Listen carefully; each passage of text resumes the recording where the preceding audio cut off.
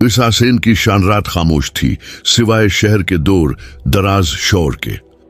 बारिश की हल्की हल्की बूंदें छतों पर पड़ रही थी, जबकि एक अकेला शख्स एक बुलंद इमारत के किनारे झुका हुआ था।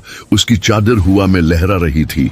उसे सिर्फ शीडू के नाम से जाना जाता था, एक ऐसा नाम जो जेर जमीन दुनिया के हकमरानों के लिए खौफ की अलामत था। आज रात उसका मिशन सादा था। विक्टर मखाइलोफ, वो बेरहम मुजरिम जो बेशुमार मासूम जानों का जिम्मेदार था, उसे खत्म करना। लेकिन कातिलों की दुनिया में कुछ भी आसान नहीं होता। शीडू कई हफ्तों से विक्टर का पीछा कर रहा था, उसकी हर हरकत को जांच रहा था। वो आदमी मेहतात था, बल्कि हद से ज्यादा चौकना। उसका पेंट हाउस एक किला था जिसे माहिर मुहाफिजों ने घेर रखा था और हर दरवाजे पर जाल बिछाए गए थे। मगर चैलेंजेस का सामना करना शीडू का फन था। उसने गहरी सांस ली और इमारत से छलांग लगा दी। विक्टर के स्वेट से 2 मंजिल नीचे एक बालकनी पर खामोशी से उतरा।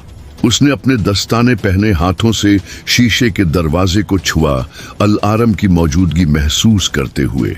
सेंसर्स वहीं मौजूद थे, जैसा कि उसने तौका की थी। मेहतात हरकत के साथ इसने उन्हें नाकारा बनाया और अंदर दाखिल हो गया। कमरे में अंधेरा था और कीमती सिगार की खुशबू फजा में बसी हुई थी।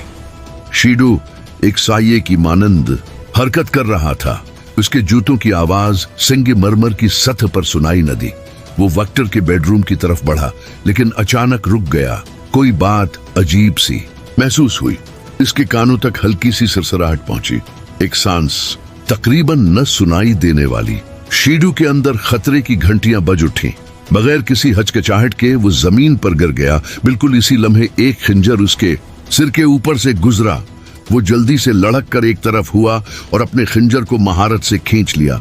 सामने एक निकाब पोश शख्स खड़ा था। चांदनी में उसके दुधारी खंजरों की चमक वाज़ेह थी।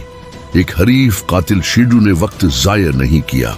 वो झपटा, उसका खंजर दुश्मन के हथियार से टकराया। चंगारियां निकले। मुखालिफ कातिल माहिर था, गैर मामूली रफ्तार, जानलेवा महारत। उनकी हरकत कुछ जानी पहचानी लगे, जैसे वो एक ही तरीका कार में तरबियत याफ्ता हूं। फिर हकीकत इस पर आश्कार हुई। वो जिस अंदाज में लड़ रहा था, वो बहाव, वो चालाकी, उसने उसे पहचान लिया। तुम्हें तो मर जाना चाहिए था, शीडू ने गुर्ज कर कहा, वार रोकते हुए। हरीफ कातिल ने एक लम्हे के लिए हचकिचाहट की। एक गलती।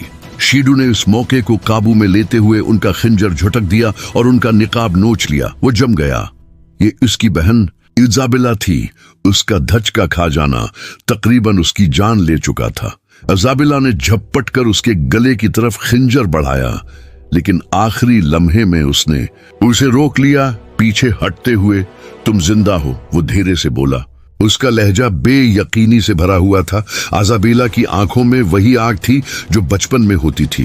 तुम्हें दूर रहना चाहिए था भाई। शीडू का ज़हन तेजी से काम कर रहा था। वो दोनों एक ही कातिल तंजीम में तरबियत याफ्ता थे, लेकिन वो तो मर चुकी थी, या कम इस कम वो यही समझता था। मगर अब वो इस के सामने जिंदा खड़ी थी और विक्टर के लिए काम कर रही थी। क्यों? उसने दानत पेसते हुए पूछा। क्योंकि हकीकत कभी भी वो नहीं होती जो नजर आती है। यश की आवाज में अफसोस झलक रहा था। अभी चले जाओ, शायद जिंदा रह सको। अगर रखे तो पछताओगे। शीडू की मुट्ठियां भींच गईं। वो विक्टर को खत्म करने आया था, मगर अब उसका मकसद बदल चुका था। उसे मालूम करना था कि इजाबेला के साथ क्या हुआ था। पीछे दरवाजा चरचरा कर खुला। भारी कदमों की आवाज सुनाई दी। विक्टर के मुहाफिज पहुंच चुके थे।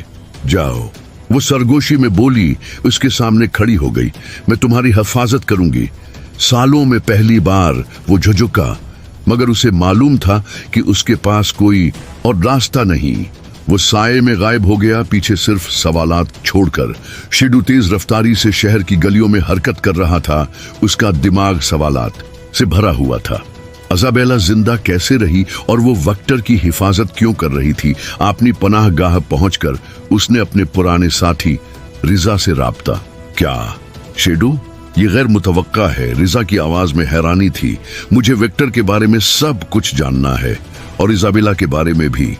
रिजा खामोश हो गया। ये पेचीदा है, आसान बनाकर बताओ। गहरी सांस।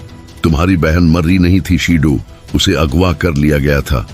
वाकट्टर ने उसे सिर्फ जिंदा नहीं रखा, उसे अपने लोगों में बदल दिया। ज़हनी कंट्रोल, तरबियत, दोबारा प्रोग्रामिंग। अब वो उसका सबसे खतरनाक हथियार है। शीडू की गिरफ्त सख्त हो गई।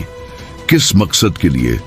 वेक्टर सिर्फ एक मुजरिम नहीं, वो एक खफिया फौज बना रहा है, ऐसी कुव्वत जो दुनिया की ताकतों को तबाह कर सकती है। और इजाबेला उसकी दाएं हाथ की साथी है। दरवाजे पर धीमी दस्तक हुई। शीडू ने अपना पस्तूल निकाला। कोई भी यहां तक नहीं पहुंच सकता था। भाई, दरवाजे के पीछे एक मानुस आवाज आई। हमें बात करनी है। इजाबेला थी। शीडू ने गहरी सांस ली। उसका जहन तेजी से मुमकिना नताइज सोचने लगा। इसके पास दो रास्ते थे, दरवाजा खोले और सुने, या सबसे खतरनाक जंग के लिए तैयार हो जाए। उसने फैसला किया, हैंडल घुमाया और दरवाजा खोल दिया।